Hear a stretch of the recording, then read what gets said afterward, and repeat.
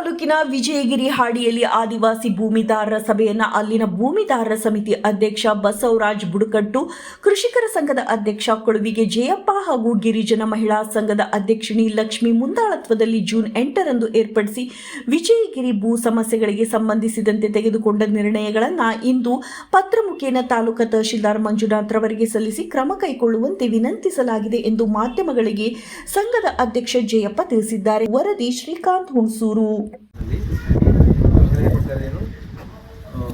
ಆ ಊರಿನವರು ಊರಿದೆ ಜಾಸ್ತಿ ಜನ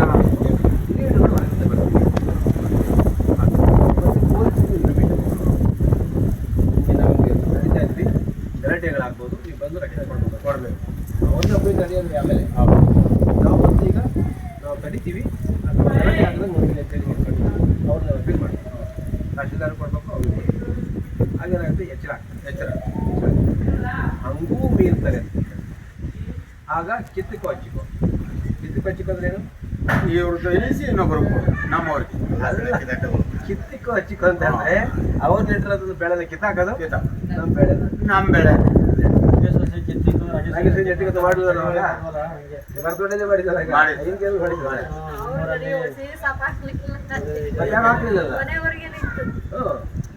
ಸೊ ಈಗ ನೀವು ಅಂಡರ್ಸ್ಟ್ಯಾಂಡ್ ಮಾಡಿದವಾಗ ಏನಾಗುತ್ತೆ, ನಮ್ಮ ಈ ಪ್ರಕಾರ ಎಷ್ಟಾಗ್ಬೋದು ಬೆಲೆ? ಈಗ 280 ಜಮೀನು ಈಗ ಲೆಕ್ಕದಲ್ಲಿ ಅವರೇ 25 ಲಕ್ಷ 30 ವರ್ಷನೇ ಆಗ್ಬೋದು. 30 ಲಕ್ಷ. ಹಾಂ, 30 ಏನು ಮಾಡೋಕ್ಕಾಗಷ್ಟು ಬೆಲೆ 30 ಲಕ್ಷ ಅಲ್ವಾ?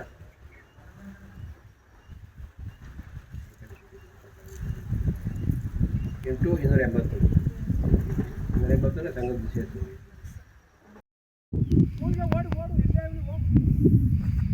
ಇನ್ನು ಸ್ಕೂಲ್ ಹೋಗಿಲ್ವಾ?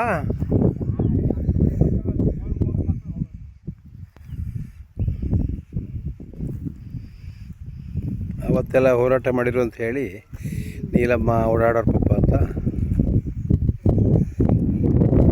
ಇನ್ಕೆ ರವಿ ಅವನು 40